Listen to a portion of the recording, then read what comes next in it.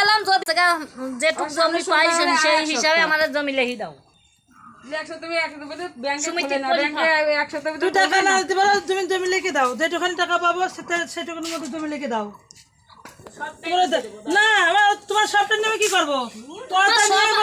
তুমি এত যদি দেনে তাহলে এতদিন টাকা দরকার নাই দিয়ে রেখেছি না সারা জীবনের জন্য। আমরাও তো সমিতিতে লোন তো নেব না। 2 বছর আমার লোন দরকার হয় না বলো? সুবিধার সুবিধা করো না, সবারই সুবিধা। তুমি পারবে না যখন এত লোন নিলা কিসের জন্য? আমার হলো একটা কথা, সবার সুবিধার জন্য।